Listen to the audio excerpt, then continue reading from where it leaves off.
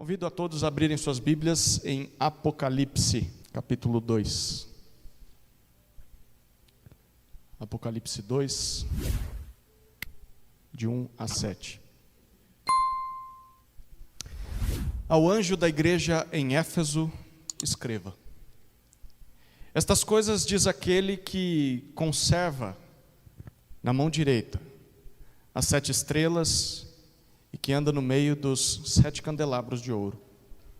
Conheço as obras que você realiza, tanto o seu esforço como a sua perseverança.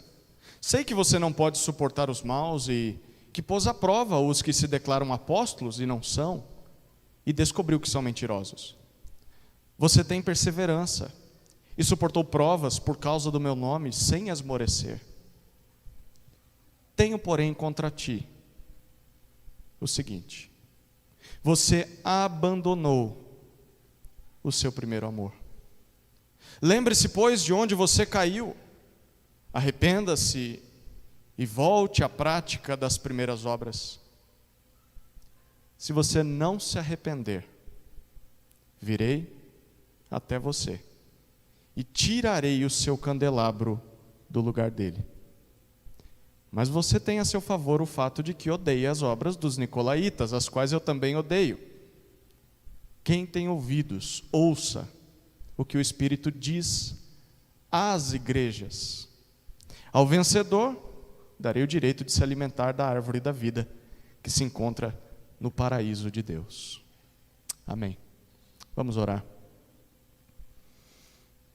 Senhor, nós amamos a Tua lei e queremos descobrir como é que podemos Te amar, amar o próximo e servir ao mundo. Que esse texto nos ensine a fazer isso.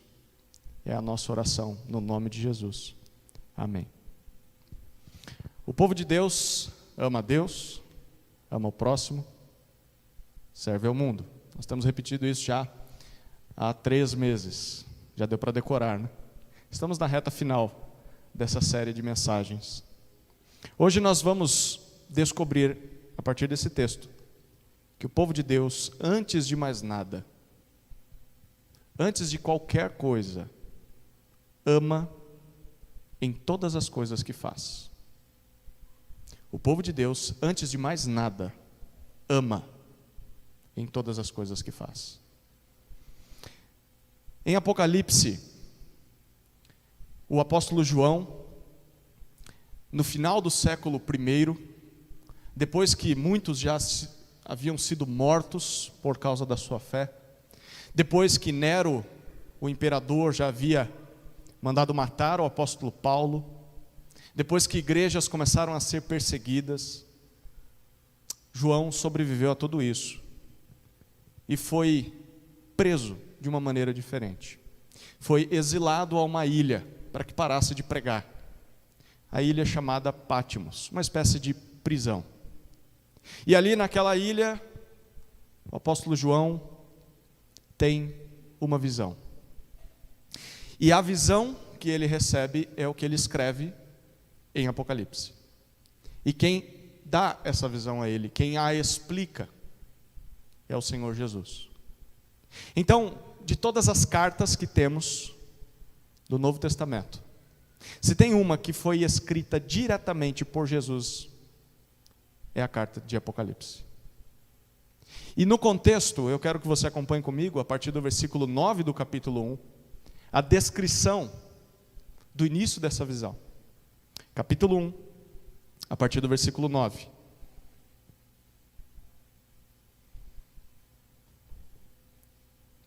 Olha o que está acontecendo aqui.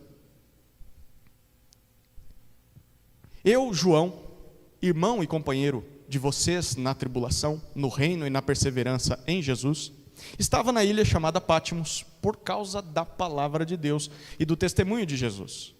Achei-me no Espírito no dia do Senhor e ouvi atrás de mim uma voz forte como de trombeta dizendo: escreva num livro o que você vê e mande às 7 igrejas: Éfeso, Esmirna, Pérgamo, Tiatira, Sardes, Filadélfia e Laodiceia.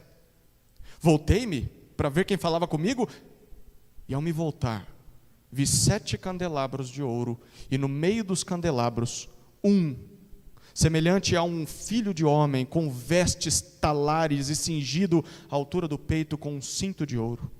A cabeça e os cabelos dele eram brancos como a alva lã, como neve. Os olhos eram como chama de fogo, os seus pés eram semelhantes ao bronze polido, como que refinado numa fornalha. A voz era como o som de muitas águas. Na mão direita, ele tinha 7 estrelas, e da sua boca saía uma afiada espada de 2 gumes. O seu rosto brilhava como o sol na sua força. Ao vê-lo, caía aos seus pés como morto. Porém, ele pôs sobre mim a mão direita, dizendo: não tenha medo.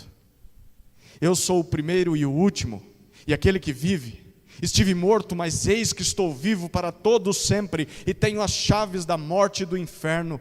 Escreva, pois, as coisas que você viu, as que são e as que hão de acontecer depois destas. Quanto ao mistério das 7 estrelas que você viu na minha mão direita, e quanto aos 7 candelabros de ouro, as 7 estrelas são os anjos das 7 igrejas, e os 7 candelabros são as 7 igrejas. No dia do Senhor, para os primeiros discípulos, passou a ser o domingo. João tem a visão do Senhor Jesus glorificado. E Jesus diz a ele: João, escreva tudo o que você está vendo. Mas eu tenho 7 palavras especiais para 7 igrejas da Ásia Menor. Naquela época eram as igrejas principais, nas cidades principais ali na Ásia. E ele diz: eu quero que você escreva ao anjo dessa igreja, de cada uma delas. Não é anjo da guarda, a maioria dos comentaristas interpreta como sendo os pastores dessas comunidades. Escreva aqueles que cuidam dessa comunidade, e escreva as comunidades. E a primeira comunidade a qual Jesus se refere é a de Éfeso, capítulo 2, de 1 a 7, que foi o texto que nós lemos. E nós vamos nos deter nesta carta. Perceba o que Jesus diz à igreja em Éfeso. A primeira coisa que ele diz é: eu te conheço. Eu sei quem você é. Ninguém mais pode saber, mas eu sei. Eu te conheço. Olha o que ele diz, versículos 1 e 2, a primeira parte do 2. Ao anjo da escreva em Éfeso, escreva. Ao anjo da igreja, em Éfeso, escreva. Estas coisas diz aquele que conserva na mão direita as 7 estrelas e que anda no meio dos 7 candelabros de ouro. Conheço as obras que você realiza, tanto o seu esforço como a sua perseverança. Eu te conheço. É o que Jesus diz àquela igreja. Que igreja é essa?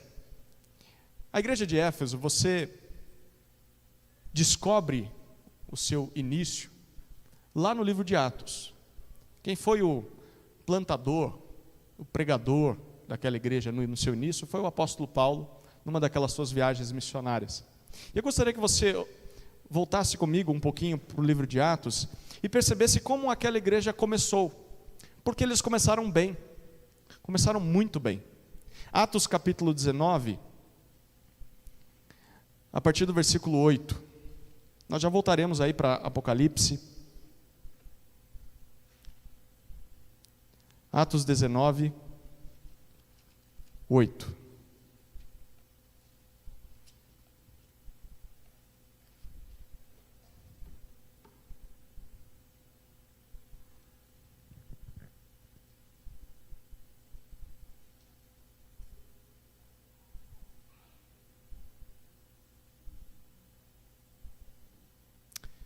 Atos capítulo 19, a partir do versículo 8, olha o que diz o texto.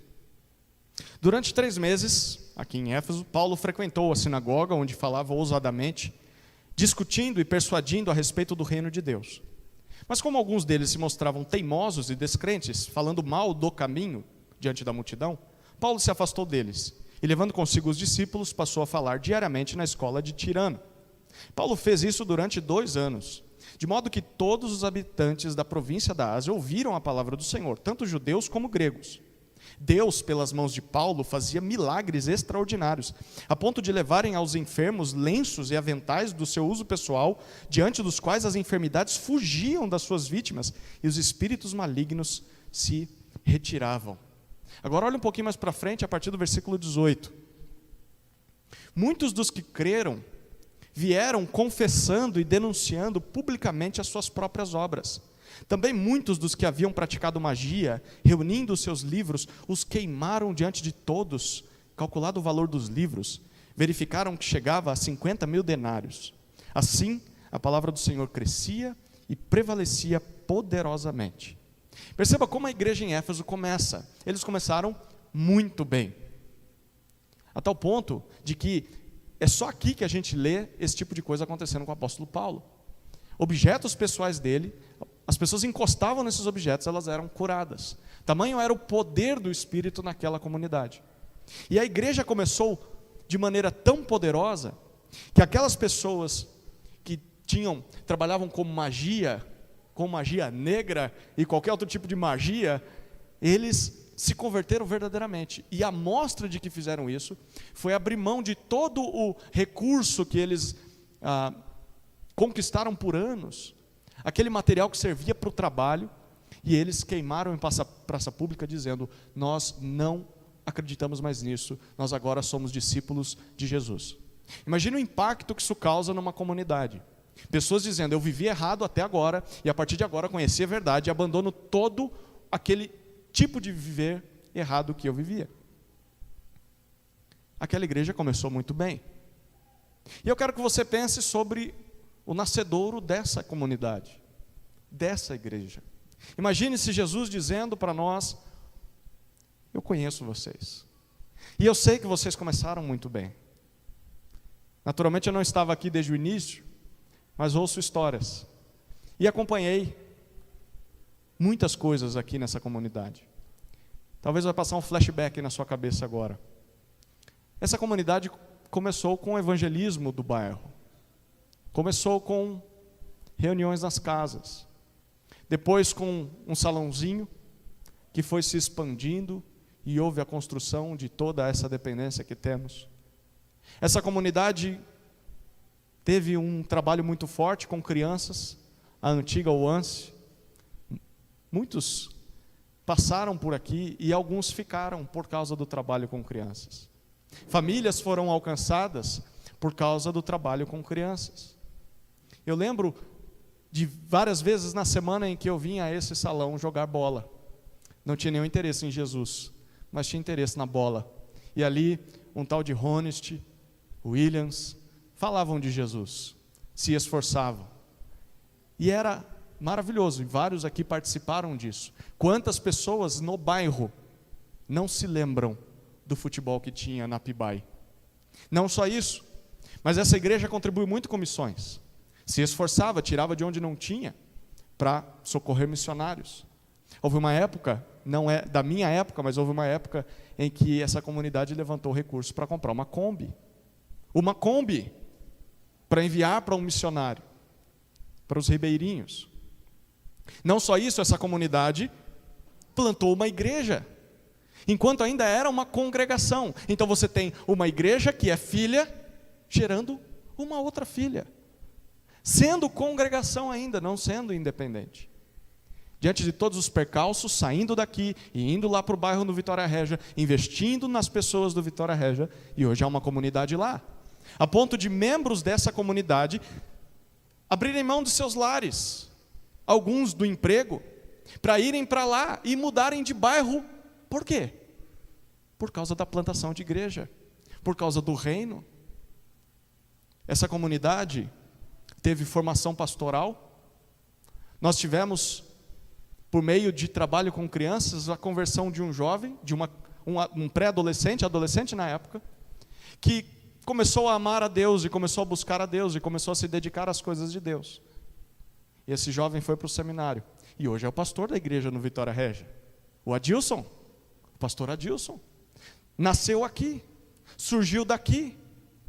E se só isso já não fosse o bastante, essa igreja teve competência para se tornar independente. Independente financeiramente. ela se sustenta. E não só isso, independente, pastoralmente, socialmente e de todas as formas que você possa pensar, é uma igreja que anda sozinha. Então, quando Jesus diz para a igreja de Éfeso: eu conheço vocês e eu sei as coisas boas que há no meio de vocês, Jesus também diz para nós: eu conheço vocês, vocês começaram bem. Coisas fantásticas aconteceram no meio de vocês. Eu vi isso. Eu presenciei isso, diz Jesus. Mas tem mais coisa boa ainda. Volta lá para Apocalipse. O que Jesus diz em sequência para aquela comunidade. Nós lemos só a primeira parte do versículo 2. Agora leremos a segunda parte do versículo 2 e o versículo 3. Jesus disse: eu conheço vocês, e agora Jesus diz: vocês combateram muito bem até agora. Vocês têm ido bem. Olha onde eles estavam indo bem. A partir do versículo 2, segunda parte. Sei que você não pode suportar os maus, e que pôs à prova os que se declaram apóstolos e não são, e descobriu que são mentirosos. Você tem perseverança e suportou provas por causa do meu nome, sem esmorecer. Jesus diz para aquela comunidade: vocês têm combatido muito bem o falso ensino.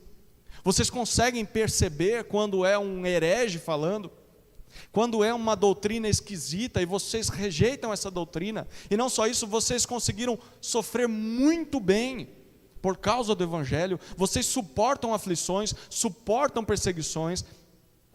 Vocês têm combatido muito bem esse combate do falso ensino e das perseguições. Quando Paulo estava lá em Éfeso ainda, ele ensinou aquela comunidade por 2 anos e ele teve de sair. Depois de um tempo, ele voltou, mas ele sabia que ele teria que seguir viagem. Se passasse em Éfeso, o pessoal não deixaria ele continuar. Então, ele, de uma outra cidade, manda chamar os pastores, os presbíteros da cidade de Éfeso, e eles vêm até ele para aquela reunião com o apóstolo Paulo. E nessa reunião, olha que interessante o que ele diz a eles. Volta lá para Atos capítulo 20. Dessa vez vamos ler o capítulo 20, versículos 28 a 31.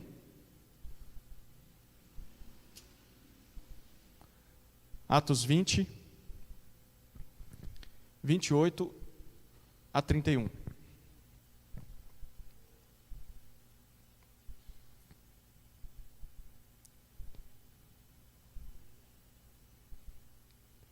Paulo está dizendo aos presbíteros, muitos ali foram homens que ele colocou na liderança. E ele diz assim, 28 a 31, cuidado, cuidem de vocês mesmos e de todo o rebanho, no qual o Espírito Santo os colocou como bispos para pastorearem a igreja de Deus, a qual ele comprou com o seu próprio sangue. Eu sei que depois da minha partida aparecerão no meio de vocês lobos vorazes, que não pouparão o rebanho, e que até mesmo entre vocês se levantarão homens, falando coisas pervertidas, para arrastar os discípulos atrás de si. Portanto, vigiem, lembrando que durante 3 anos, noite e dia, não cessei de admoestar com lágrimas cada um de vocês. O apóstolo Paulo, sabendo das condições em Éfeso, porque aquela comunidade era uma comunidade, aquela cidade era uma cidade muito idólatra, havia muito misticismo e muitas religiões diferentes. E ele sabe, enquanto esteve lá, houve muitos ataques, ele teve que ser expulso daquela cidade na primeira visita por causa disso. E ele sabe que Satanás não está contente com o que está acontecendo ali, e ele vai enviar falsos mestres para tentar desvirtuar a igreja. E ele diz, estejam em alerta, pastores.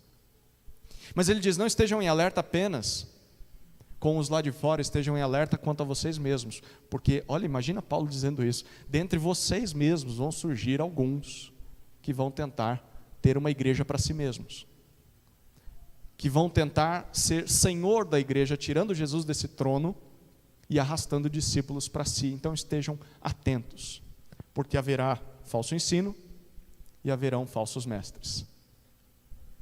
Mas lá em Apocalipse, Jesus elogia aquela comunidade.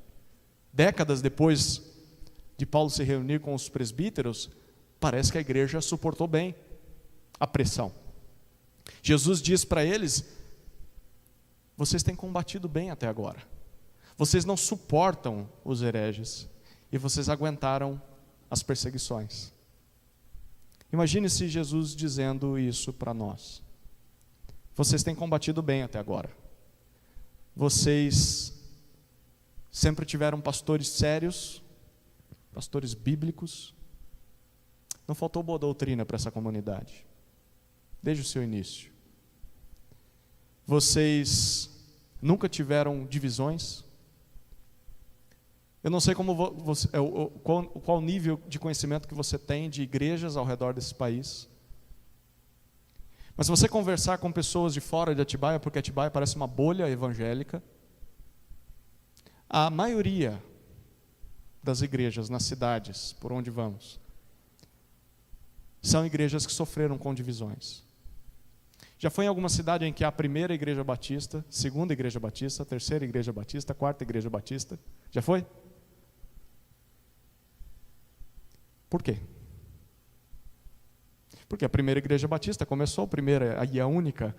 Daqui a pouco aparece alguém e fala: eu quero ter a igreja batista do meu jeito, então agora a primeira se torna duas. Mas o que era da primeira quer ter o título de primeira. E agora o que dividiu vai ter que ter o título de segunda igreja batista. A realidade no Brasil de igrejas, e não só batistas, é de divisão. E a divisão dilacera a igreja, machuca a igreja, fere a igreja, arrebenta com o testemunho da igreja perante a comunidade, e o Imperial nunca vivenciou isso. Talvez tenha estado às portas de algo assim, talvez você nem saiba disso, não sei, eu estou supondo, mas nunca aconteceu de fato.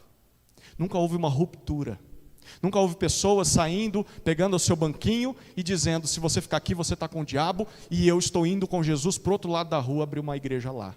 Isso nunca aconteceu aqui. E isso é mérito para a comunidade. E se é mérito para a comunidade, é mérito para Jesus, que não permitiu que isso acontecesse. Jesus está dizendo para o Imperial: vocês têm combatido bem até agora. Quando eu cheguei aqui há 3 anos atrás, uma das primeiras coisas que pastores fazem quando chegam numa comunidade é tentar descobrir, ou melhor, ele nem precisa tentar descobrir, a pessoa virá até ele, as pessoas que são os chefes da igreja, os generais de Cristo, os donos da igreja. Normalmente aqueles que te procuram primeiro, e essa experiência não só minha, mas de vários pastores com quem convivo, aqueles que te procuram primeiro quando você assume um trabalho numa comunidade, são aqueles que vão dar mais dor de cabeça. Pastor, deixa eu te contar como funciona a igreja. Opa, um passo atrás. Mas graças ao Senhor Jesus, quando cheguei nessa comunidade, não havia chefe nessa igreja. Talvez vocês também não saibam como é isso. A ponto daquela pessoa que fundou a igreja, afundar a igreja. De chegar para o pastor e dizer: para pregar você tem que pregar isso aqui. Se você confrontar pecados aqui, nós demitimos você. Sobre disciplina, os meus filhos você não pode disciplinar, senão nós demitimos você e vamos fazer da tua vida um inferno. Ameaças, isso acontece. Louvado seja Deus que não acontece aqui. Não encontrei chefes de igreja, não encontrei generais, encontrei pessoas dispostas a seguir a Jesus. Os problemas pelo menos não eram estes. Jesus está dizendo para o Imperial: vocês têm combatido bem. Vocês estão dispostos a desenvolver líderes dentro da própria comunidade e a submeter a esses líderes. Não é estranho você lembrar de quando o Gil chegou no Imperial? Eu não lembro, porque foi há 36 anos. Não tanto tempo assim, né, Gil? Mas quando ele foi evangelizado, lembra, Jorginho? Quando o Jorginho chegou com o Gil aí, eu não sei quem chegou primeiro, foi o Jorginho. E aí, imagina o Jorginho, acompanhando o crescimento do seu irmão, o amadurecimento, os erros, os acertos. Imagina toda a comunidade vendo isso, e daqui a pouco o Gil é chamado pelo Senhor com alguns dons para servir na liderança do rebanho. E a comunidade que viu esse homem crescendo, espiritualmente, né, porque a estatura não foi tanto, A comunidade olha e fala: eu vou me submeter ao Gil? Eu vou me permitir ser pastoreado por ele? Eu vi ele crescer. Profeta de casa não faz milagre. Nenhum profeta é recebido bem na sua própria terra, disse Jesus. Se aconteceu com Jesus, imagina com Gil. Mas essa comunidade aqui, ela está disposta. Eu sei que é um conflito, eu sei que é difícil. Eu entendo. Mas não é uma comunidade que esboça resistência a isso. Diz: tudo bem, vamos caminhar juntos, vamos aprender juntos. Quando Jesus olha para a Imperial, eu vejo Jesus dizendo: olha, vocês começaram bem e vocês combateram bem até agora nessa área. Mas como na igreja em Éfeso nem tudo estava bem, por isso que ele está escrevendo à igreja, temo que Jesus tenha algo a dizer para nós. Nem tudo está tão bem por aí. Tem coisa boa, mas tem algumas coisas que estão cheirando mal. Volta para Apocalipse. Capítulo 2, versículo 4.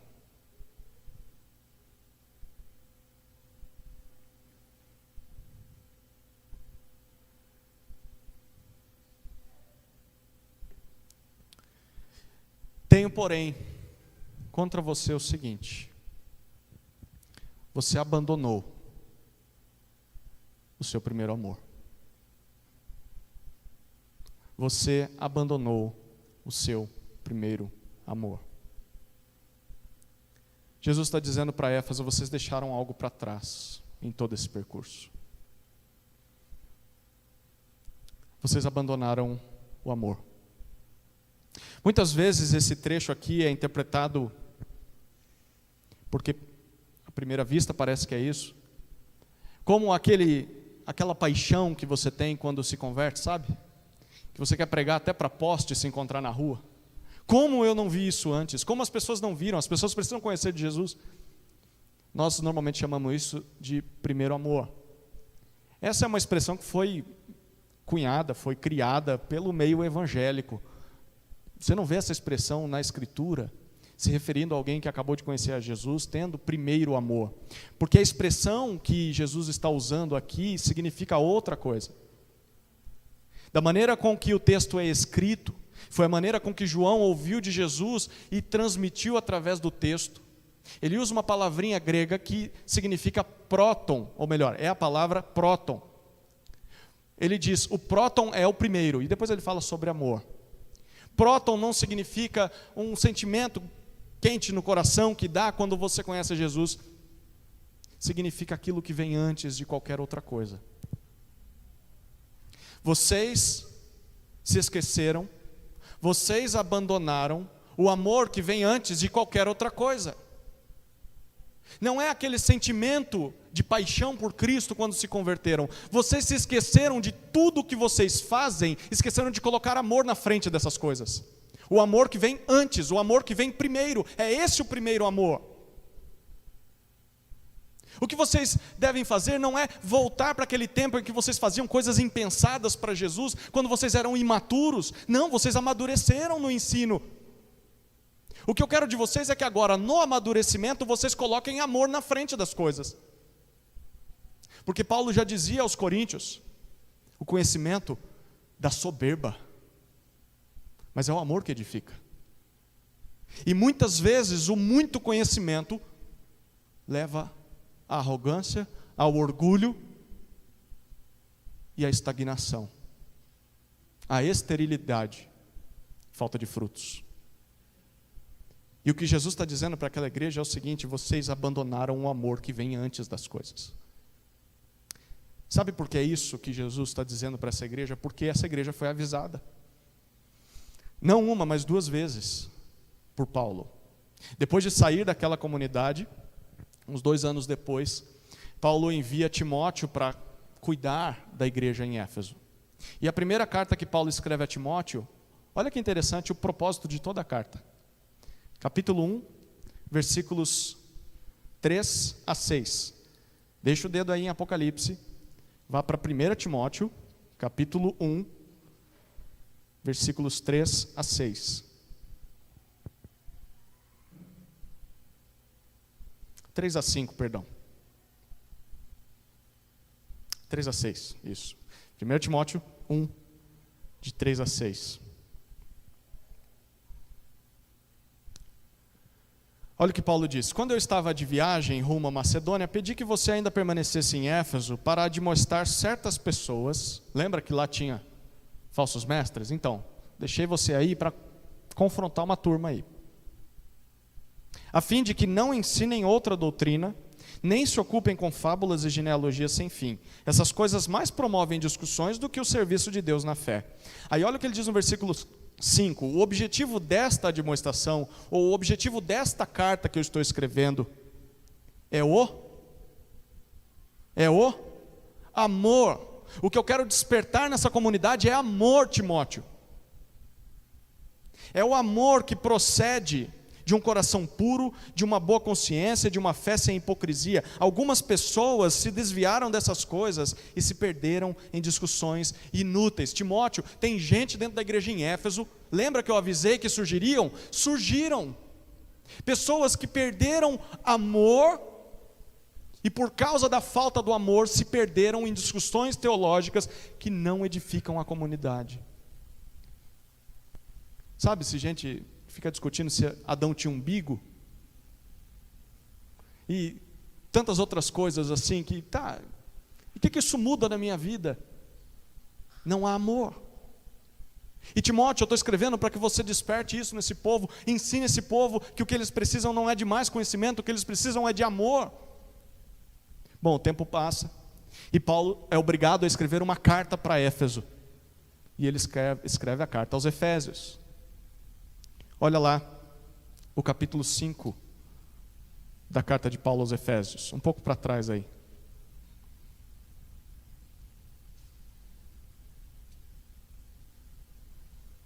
Capítulo 5, versículos 1 e 2. Efésios 5, 1 e 2. Portanto, sejam imitadores de Deus como filhos amados e vivam em amor, como também Cristo nos amou e se entregou por nós como oferta e sacrifício de aroma agradável a Deus. De novo, vivam em amor. Por que Paulo está repetindo isso? Porque ele sabia que era um problema ali. Era um problema o falso ensino, mas também era um problema a falta de amor. E ele disse: se vocês se perderem numa dessas coisas, vocês vão descarrilhar esse trem. E adivinha o que é que Jesus está confrontando essa igreja décadas depois? Décadas depois dessas cartas, o que Jesus disse lá em Apocalipse 2,4? Tenho, porém, contra vocês, que vocês abandonaram o primeiro amor, o amor que vem antes das coisas que vocês fazem. Pergunta para nós: será que não é aonde nós temos falhado? Se nós temos conhecimento, se nós nunca provamos uma divisão, se nós já produzimos tantos frutos no passado, será que também essa palavra não é para nós? Tenho, porém, contra vocês que vocês abandonaram o amor que vem antes.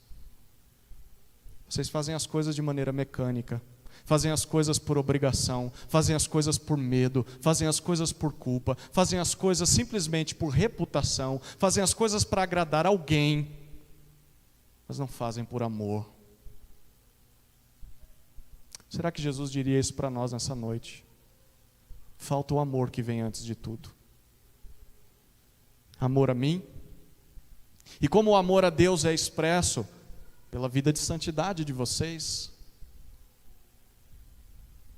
pela vida de oração de vocês, pela devoção que vocês têm a mim, o quanto vocês meditam na minha palavra, o quanto vocês falam comigo em oração. Não, eu amo o Senhor, tá? E quanto você investe no relacionamento comigo? Você me ama mesmo? Ou você está fazendo as coisas simplesmente por fazer, no piloto automático? Será que não está faltando o amor que vem antes? Amor às pessoas ao nosso redor, amor às pessoas da nossa comunidade. Olhando um para o lado aqui, para o seu lado direito ou para o seu lado esquerdo, tem pessoas, você sabe quem são essas pessoas, você conhece o nome dessas pessoas, você sabe as dificuldades dessas pessoas. Você se preocupa com essas pessoas durante a semana? Ou simplesmente elas são um obstáculo, um tropeço quando você entra por aquela porta? Pessoas que tomaram o assento que normalmente você toma. Você tem o telefone dessas pessoas? Como é a sua lista de contatos quando você entra lá no informativo da IBAGE? Sabe quando você não tem as pessoas como contato gravado no seu celular, que só tem os números, não tem nem a foto? Faça um teste do quanto você se envolve com a comunidade. Abra aí o informativo da IBAGE e veja aí quantos você tem gravados de contato no teu telefone. Se não tem gravado é porque contato você não tem. A pergunta de Jesus é: vocês estão colocando o amor na frente de todas as coisas? Será que isso também não é para vocês? Porque tem alguma coisa errada aí acontecendo. O quanto de amor vocês têm pelos perdidos? Pelas pessoas que estão ao redor de nós, sofrendo mazelas? Sofrendo com o luto, sofrendo com o desemprego? Sofrendo com a prostituição, com o uso de drogas? O quanto vocês estão realmente dispostos a abrir mão do que têm por essas pessoas? Qual que é a solução de Jesus? Ainda bem que tem solução. Apocalipse 2, volta para lá. No versículo 5, Jesus dá a solução. E que talvez é a solução para nós também. Algo que é marcante em toda a Escritura é que sempre que Deus promete juízo, antes do juízo vem o aviso. E o aviso serve para que o povo se arrependa. Então, se você está ouvindo essa palavra nessa noite, considere dessa forma: Jesus não fez isso aqui que promete ainda. Então significa que ainda há esperança para nós. Olha o que ele diz no versículo 5. Lembre-se, pois, de onde você caiu. Arrependa-se e volte à prática das primeiras obras. Se você não se arrepender, virei até você e tirarei o seu candelabro do lugar dele. Lembra que o anjo era o pastor da comunidade? O candelabro representa a própria comunidade. A luz que é a igreja naquele local. E o que Jesus está dizendo é: se vocês não se arrependerem, se vocês não me ouvirem na exortação que estou mandando para vocês, eu vou simplesmente pegar a lâmpada que está aí em Éfeso e vou mudar ela de lugar. O que Jesus está dizendo para a comunidade? Eu vou fechar a igreja. Eu vou fechar. Não, mas nós somos bons teólogos. Não interessa, o que eu quero não é só boa teologia, eu quero amor. O amor que vem antes. E se vocês não se dedicarem a isso, eu vou acabar com esse negócio. Porque vocês não estão fazendo o que eu quero que vocês façam. Jesus diz: se arrependam e eu vou perdoar vocês. E aí essas coisas não vão acontecer. E o que eles deveriam fazer? Ele dá 3 passos. Qual que é a solução para eles e para nós? Primeiro, se lembra de onde você caiu. Considera, olha para trás. Faça um exame minucioso do seu caminhar até aqui. Faça um checklist, faça uma lista mesmo. Anote: Senhor, eu acho que eu fazia essas coisas e parei de fazer. O meu dia, eu encharcava o meu dia com orações, com leitura bíblica, com decoração de versículos. Agora eu simplesmente não faço mais. Senhor, eu lembro que foi aqui que eu caí. Primeiro passo. Segundo passo, Jesus diz: se arrependa. Pare de fazer então o erro. Mude de rota, é isso que significa arrependimento. Você está indo numa direção, a direção do pecado, e se arrepender significa se voltar para Deus e ir em direção a Deus. E aí é o terceiro passo: volte para as primeiras obras, volte para o amor que vem antes de tudo. Volte. É a oferta que eu te dou. Senão eu vou fechar a igreja, é o que ele diz. Eu não sei se você já considerou o fim dessa igreja. Já? Se não considerou, eu vou dizer para você agora imaginar isso. Quantas igrejas não foram as igrejas na história que fizeram coisas fantásticas para Deus, alcançaram inúmeras pessoas e inúmeras localidades, mas depois simplesmente morreram, simplesmente fecharam. A Europa está cheia de prédios que se transformaram em danceterias, em museus, porque igrejas morreram ali. Por que isso não aconteceria aqui? O que temos de mais especial que essas comunidades tão fiéis, inclusive a de Éfeso, inclusive as 7 igrejas aqui, nenhuma delas sobreviveu, nenhuma delas ouviu o que Jesus tinha a dizer. Considere isso. Imagine, daqui a alguns anos, você olhar para o Imperial com saudades e com pesar, porque você não ouviu a exortação de Jesus. Volte ao amor que vem antes de tudo, porque senão eu vou mudar o candelabro de lugar. Ah, mas essa igreja nunca vai fechar. Tá.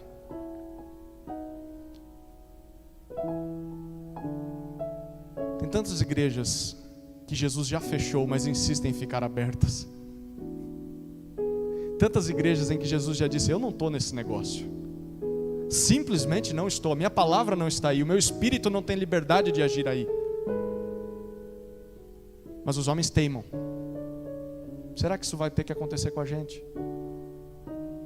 Ainda bem que o Senhor Jesus dá esperança, oportunidade de arrependimento. E olha como ele finaliza o texto. Ele fala sobre a recompensa, versículos 6 e 7.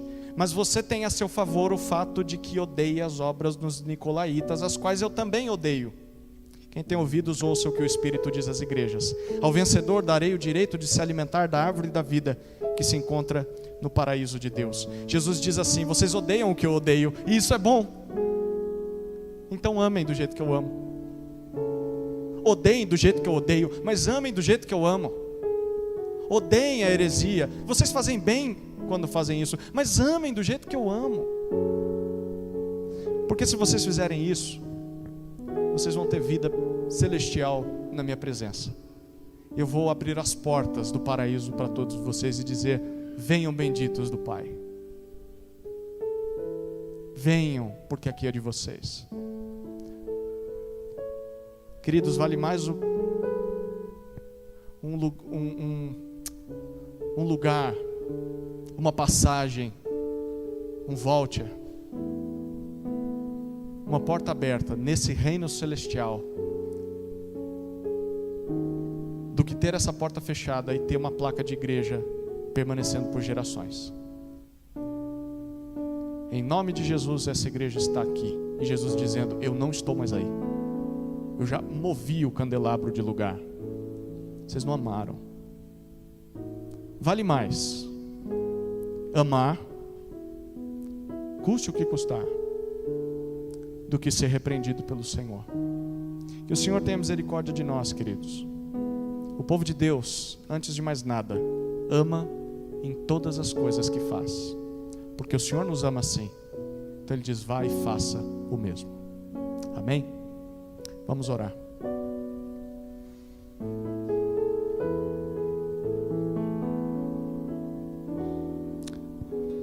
Senhor Jesus, obrigado pela Tua palavra,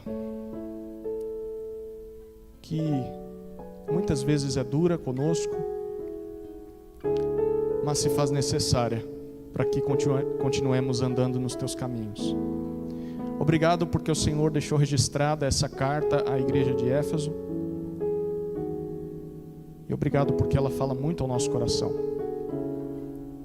Dá-nos graça para voltarmos ao amor que vem antes. E obrigado pela oportunidade, mais uma vez, de nos arrependermos dos nossos pecados. Que essa igreja continue fazendo bem aquilo que sempre fez bem, mas continue fazendo com amor. É o nosso pedido em nome de Jesus. Amém.